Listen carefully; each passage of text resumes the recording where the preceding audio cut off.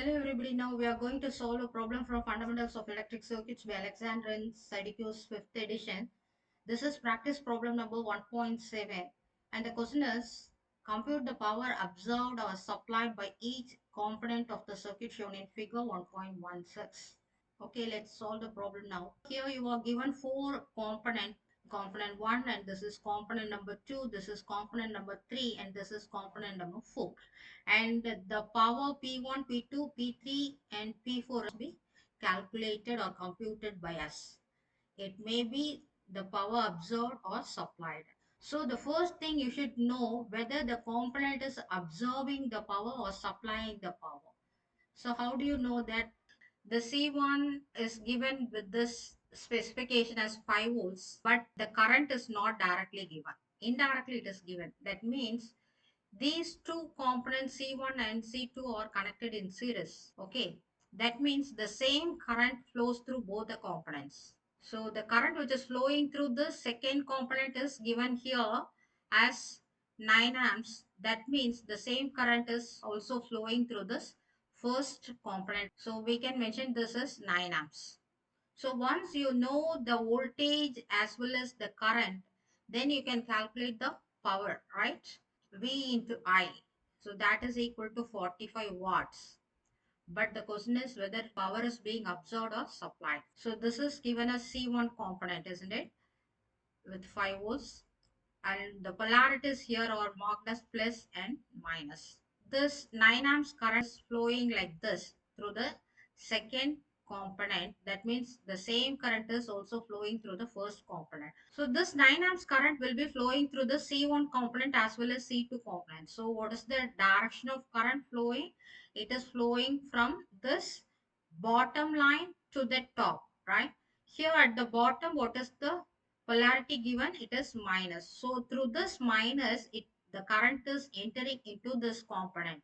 So when the current is entering into the component through this minus polarity, then we have to here represent this as minus 45 watts. So that indicates this particular component is supplying power. So if you look at the second component, C2, what's the voltage given here? It is 2 volts. What's the current? The current is 9 amps again. So how do you calculate the power? Power is 2 volts multiplied by this 9 amps current. So that is equal to 18 watts. But whether it is plus or minus, whether it is absorbing power or supplying power, how do you, this is plus minus. Okay. This is the line in which it is being connected. So 2 volts voltage and this 9 amps current. So this 9 amps current is actually entering into this positive polarity. So when it is entering into the positive polarity, you have to mention this sign, mark the sign as plus. So when you have this plus sign, that indicates this C2 component is absorbing power. Now we move on to the third component, 0.6 I. It is being mentioned. Along with that, the symbol is there. So this diamond shape indicates, so it is a dependent voltage source. How do you say it is a dependent voltage source? This diamond shape indicates it is a dependent source. These two are okay. And this polarity is mentioned here, right? This plus and minus. That indicates it is a voltage source. This dependent voltage source actually depends on what? It depends on this current 0.6 I. So you should know the value of I. The I is given here. At this point it is given. So we can calculate it.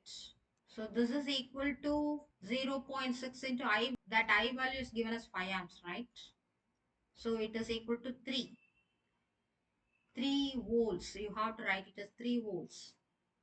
So this 3 volts is not directly given. It is indirectly given as 0.6 I because it is a dependent voltage source. So you have to mark this voltage as 3 volts here. And what is the current which is flowing through this? That is 4 amps. So now you can calculate the power. So what is the power here? Product of V and I. So that is equal to 12 watts. Now again the question, whether it is plus sign or minus sign, whether it is absorbing power or supplying power. This particular current is here flowing like this and it is entering into this plus sign, positive polarity.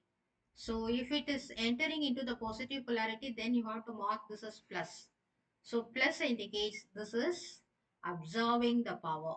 So now we move on to the last one. So it is C4, last component, the fourth component.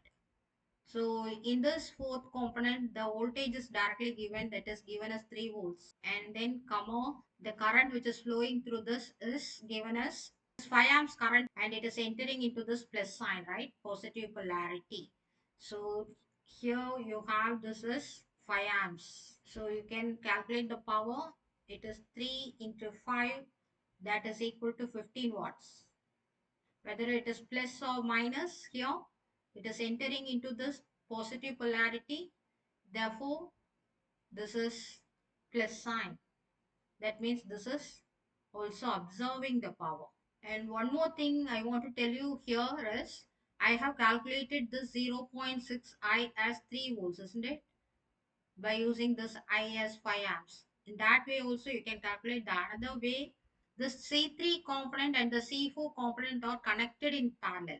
The C4 component is marked as 3 volts. That means the C3 also has this 3 volts because both are connected in parallel. In that way also you can calculate this 3 volt. Okay. So now we have calculated all the powers. That means this P1 power is minus 45, and this P2 is equal to plus 18, and this P3 is equal to plus 12 watts, and then P4 is equal to plus 15 watts. So another thing you should know, this summation of P equal to 0, conservation of power.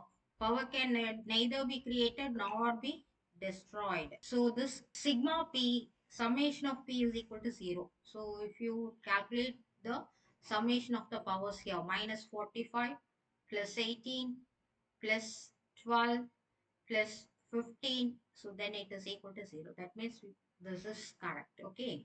Okay, thank you. Hope you have understood.